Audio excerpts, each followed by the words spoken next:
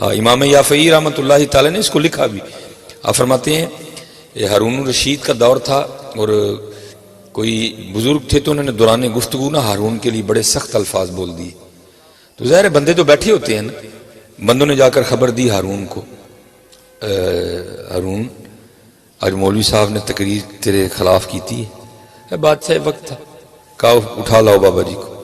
اور لا کے نا اس نے بابا جی کو ایک ایسے ڈبے میں بند کروایا کہ جس میں بندہ حرکت بھی نہیں کر سکتا، جس میں بندہ بیٹھ بھی نہیں سکتا، بس کھڑا ہی رہنا ہے. اس کو تھا 1-2 دن بعد ان کا انتقال ہو جائے گا. لیکن جو صبح آ کے اپنے دربار میں بیٹھا نا تو ایک سپاہی نے آ کر اس کو خبر دی، حضرت وہ جن بابا جی کو آپ نے ڈبے میں بند نہیں کروایا تھا وہ تو باہر گھوم رہے ہیں. وہ بڑا حیران ہوا، بھائی وہ کیسے باہر آ گئے؟ پھر دل میں خیال ہے میری سپاہ میں کو اس کا مرید ہوگا، اس نے نکال دیا ہوگا. کہتا جاؤ بابا جی کو لے کے آؤ. امام یافعی نے لکھا ہے کہ وہ بابا جی کو لے کے آئے. اب جو ہارون اور بابا جی کی آپس میں گفتگو ہوئی، وہ ہارون ان سے پوچھتا ہے بابا جی یہ آپ کو باغ میں کون لے کے گیا؟ اس کو تھا میری سپاہ میں سے کو لے کے گیا ہوگا. وہ آگے کہتے ہیں جس نے مجھے ڈبے سے نکالا. وہ پھر پوچھتا آپ کو ڈبے میں سے کس نے نکالا؟ آپ نے فرمایا جو مجھے باغ میں لے کے گئے. اب ظاہر ہارون بھی فاضل آدمی تھا، سمجھ تو وہ بھی گیا بات ہے کیا ہے. امام یافعی لکھتے ہیں سر پہ ہاتھ رکھ کے نہ کہتا ہے یہ کتنی عجیب بات ہے. آپ نے آگے سے فرمایا ہارون یہ تو بتا تیرے اور میرے رب کی کون سی بات عجیب نہیں ہے. ہاں جی وہ لکھا ہے اس نے اپنے وزیر کو بلایا اور بلا کر کہتا ہے بابا جی کو میرے شاہی گھوڑے پہ بٹھاؤ اور ان کو پورے بغداد کا چکر لگواؤ اور ساتھ ایک بندہ نا یہ اعلان کرتا جائے یہ وہ ہیں جن کو ہارون نے ذلیل کرنا چاہا، یہ وہ ہیں جن کو ہارون نے ذلیل کرنا چاہا اور اللہ نے ان کو عزت دی اور ہارون کو بھی ان کی عزت کرنی پڑ گئی ہے. جسے حضرت جی وہ رکھے اس کا کون کچھ بگاڑ سکتا ہے. یہ ابھی یہ عسر کا رنگ ہے حضرت جی. آپ انشاءاللہ ان قریب پاکستان کے حوالے سے یسر کا رنگ بھی دیکھیں گے. دیکھنا اس ملک کو اللہ نے کتنی بہاریں عطا فرمانی ہے. اس لیے حضرت جی خوب جو ہے نا اور اب صرف نعروں کی نہیں حضرت، اب کچھ عملی اقدام کرنے کی ضرورت ہے حضرت. وہ نعروں سے کو 2 قدم اب آگے نکلتے ہیں کہ 70 سال ہو گئے نعرے مارتے ہوئے، اب نعروں سے نہیں حضرت، اب تھوڑا سا عملی کام کرتے ہیں حضرت. اور عملی کام کیا کرنا ہے؟ وہی رنگ جو ہمارے بڑوں کا رنگ تھا حضرت. یہ میلاد شریف کا ماہ ہے بھئی. کوئی میلاد شریف ایک دن تو نہیں ہے نا، ایک دن قوم اٹھے نعرے مارے یہ وہ کر کے سو جائے. اور بھائی جب تک اس وجود میں جان ہے تب تک ہی میلاد ہے حضرت جی. ہاں وہ والا رنگ اور ہے، یہ والا رنگ اور ہے. وہ رنگ 12 ربیع الاول کا تھا وہ ہم نے کر لیا. اب یہ رنگ ہے جو تا حیات چاہیے حضرت. اور وہ رنگ کیا ہے؟ وہ لکھا ہے کہ جب حضور نبی کریم علیہ السلام کا وصال ہو گیا نا آپ نے پردہ فرما لیا، باقی تو زندہ ہے واللہ، تو زندہ ہے واللہ، میرے چشم عالم سے چھپ جانے والے حضرت ہیں. وہ لکھا ہے کہ اگلے دن جب حضرت سیدنا صدیق اکبر رضی اللہ تعالیٰ عنہ خلیفہ رسول بنے نا، خلافت کا منصب آپ کے ذمہ آیا، خلیفہ بلا فصل، خلیفہ اول، ٹھیک ہے. وہ ایک بچی آ گئی اور آ کے نا اس نے رونا شروع کر دیا جناب صدیق اکبر رضی اللہ تعالیٰ عنہ کے پاس. آ کے نا اس نے رونا شروع کر دیا. آپ نے اسے پوچھا کیوں رو رہی ہو؟ عرض کرتی اس لیے رو رہی ہوں کہ حضور نبی کریم علیہ السلام کا وصال ہو گیا. آپ نے فرمایا اگر تیرے رونے کی وجہ یہ ہے کہ حضور نبی علیہ السلام کا وصال ہو گئے تو پھر تجھے کیا بتاؤں اس وقت قلب ابو بکر پہ کیا گزر رہی ہے. قلب ابو بکر پہ کیا گزر رہی ہے. وہ کہتی نہیں ایک وجہ اور بھی ہے. آپ نے فرمایا وہ کیا؟ وہ عرض کرتی ہے اے خلیفہ رسول علیہ السلام میں یتیم ہوں، میرے والد نہیں ہیں. کچھ عرصہ پہلے میری ماں کا بھی انتقال ہو گیا. میری ایک دادی ہے جو آنکھوں سے اندھی ہے، نابینا ہے، اور میں ہوں اور ہماری بکریاں ہیں. ان بکریوں کے دودھ پہ ہمارا گزر بسر ہوتا ہے. وہ دودھ بکتا ہے اور ہمارا چولہا جلتا ہے گھر میں. رو اس لیے رہی ہوں دادی نابینا ہے، وہ دودھ نکال نہیں سکتی. میرے ہاتھ چھوٹے چھوٹے ہیں، مجھ سے دودھ نکلے گا نہیں. رو اس لیے رہی ہوں کہ جب تک حضور نبی علیہ السلام ہم نے اپنی حیات ظاہری کے ساتھ موجود تھے نا، اب روز تشریف لایا کرتے تھے اور ہمیں بکریوں کا دودھ نکال کے دیا کرتے تھے. ہمیں روز بکریوں کا دودھ نکال کے دیا کرتے تھے. اب رو اس لیے رہی ہوں کہ حضور نبی علیہ السلام کا تو وصال ہو گیا، اب ہماری بکریوں کا دودھ کون نکالا کرے گا. لکھا ہے کہ جناب سیدنا صدیق اکبر رضی اللہ تعالیٰ عنہ بھی رو پڑے. وَإِنَّكَ لَعَلَىٰ خُلُقٍ عَظِيمٍ، وہ نبیوں میں رحمت لقب پانے والا، مرادیں غریبوں کی بھر لانے والا، وہ اپنے پرائے کا غم کھانے والا. وہ لکھا ہے جناب سیدنا صدیق اکبر رضی اللہ تعالیٰ عنہ بھی رو پڑے. رو کے ناب اس لڑکی کو جواب کیا دیتے ہیں؟ آپ نے فرمایا تو نہ رو، حضور نبی علیہ السلام کا تو وصال ہو گیا، آپ نے تو رخ انور کو چھپا لیا، لیکن ابو بکر ابھی زندہ ہے، اور جب تک ابو بکر زندہ رہے گا تیری بکریوں کا دودھ اب ابو بکر آ کے نکالا کرے گا. اب پاکستان کو حضرت اسلام کی ضرورت ہے.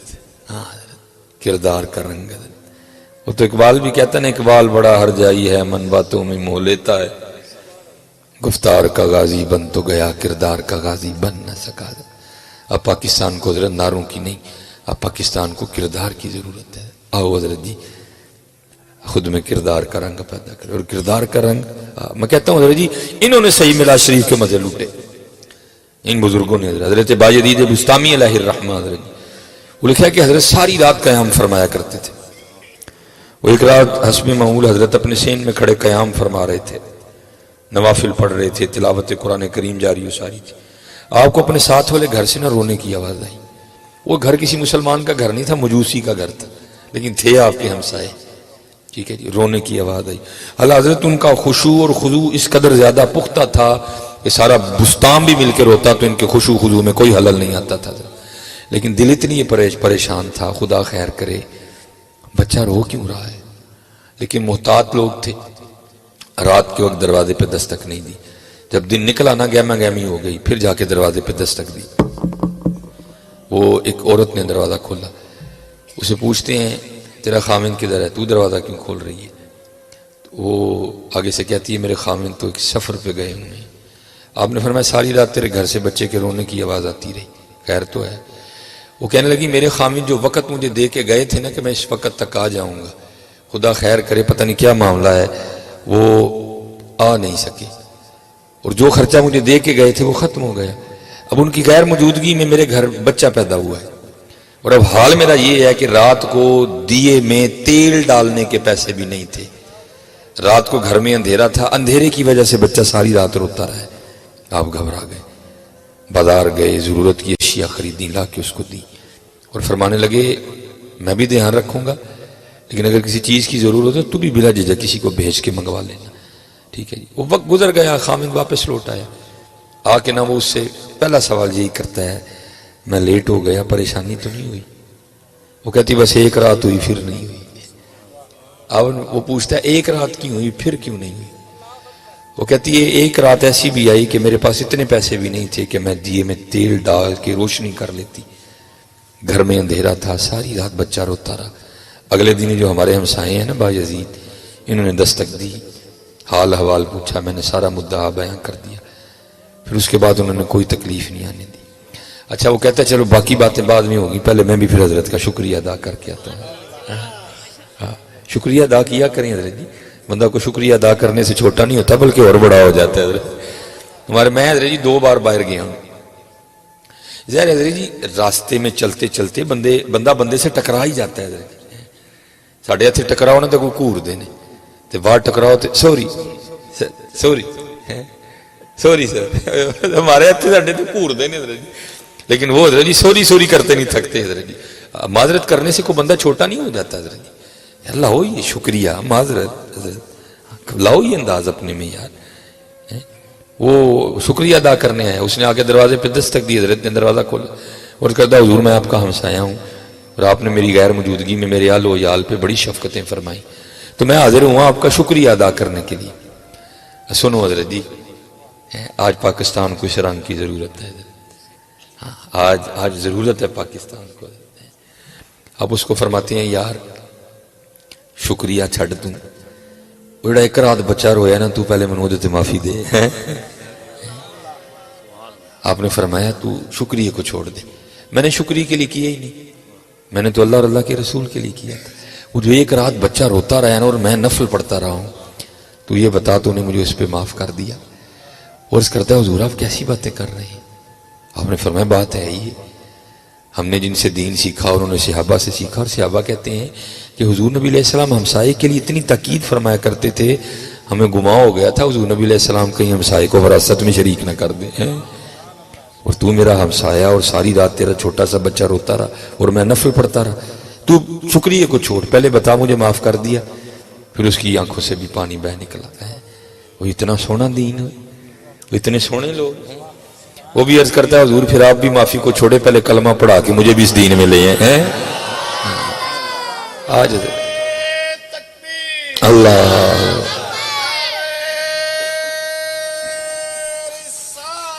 یا رسول اللہ زندہ زندہ۔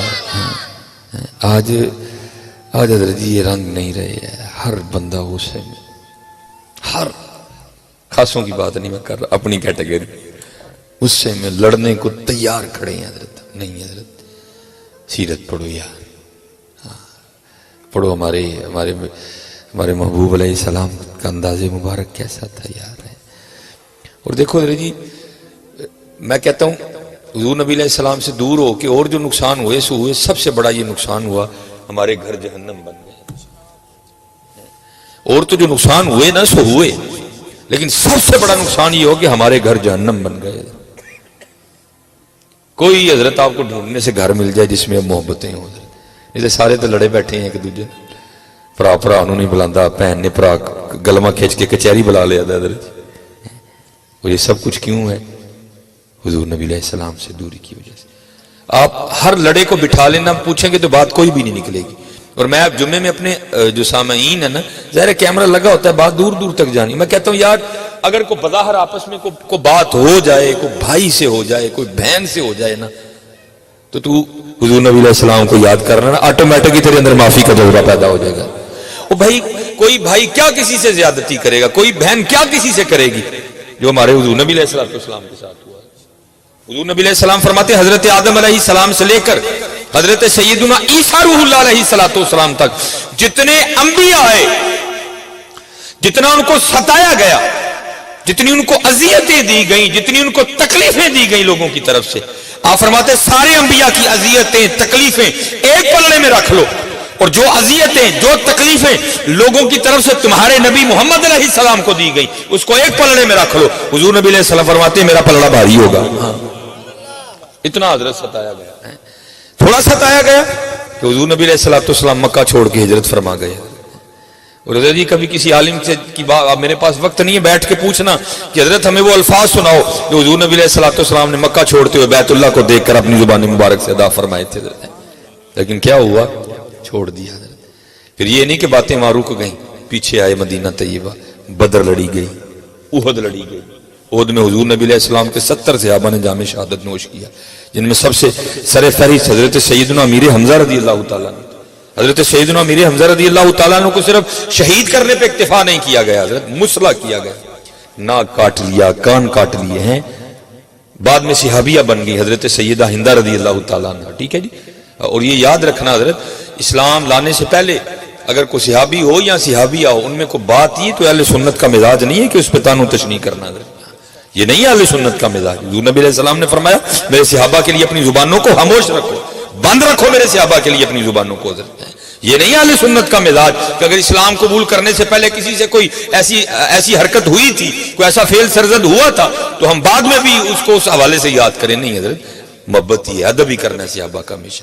تو حضرت ہندہ رضی اللہ تعالیٰ نے قسم کھائی تھی کہ میں حمزہ کا کلیجہ چباؤں، کرنے پہ اکتفا نہیں کیا گیا، آپ کا شکم مبارک چاک کیا گیا، کلیجہ نکالا، چبایا بھی، چبایا نہیں گیا، کیا آ گئی حضرت، کیا نہیں ہوا حضرت۔ اور پھر ایک وہ بھی وقت آیا جب حضور نبی علیہ السلام فاتح ہو کے مکہ واپس تشریف لائے، کئی ہزار جانثار ساتھ تھے حضرت، کافروں کی ٹانگیں کانپ رہی تھی، آج پتہ نہیں محمد ہمارے ساتھ کیا سلوک کریں گے حضرت۔ لیکن حضور نبی علیہ السلام نے کیا فرمایا؟ آپ نے فرمایا نہ گھبراؤ، آج میں تمہارے ساتھ وہی کروں گا جو حضرت یوسف نے اپنے بھائیوں کے ساتھ کیا تھا۔ لا تثریب علیکم اليوم، کوئی پوچھ نہیں، کھلی معافی ہے سارے۔ بلکہ حضرت سیدنا واشی رضی اللہ تعالیٰ نے حضرت امیر حمزہ کو شہید کیا تھا، وہ بھی حاضر خدمت ہوئے، حضور میرے لیے بھی معافی ہے، فرمایا تیرے لیے بھی معافی ہے، بس اتنا کام کرنا جب بھی آئے تو سامنے نہ بیٹھنا، میرے پیچھے بیٹھا کر، تجھے دیکھ کے مجھے اپنے چچا یاد آتے ہیں۔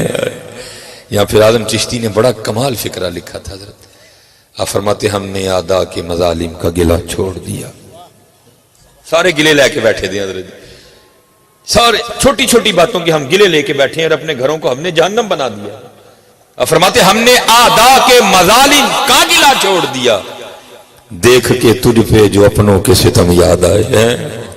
آؤ یار محبتیں بڑھنے، آؤ معاف کرنا سیکھیں یار۔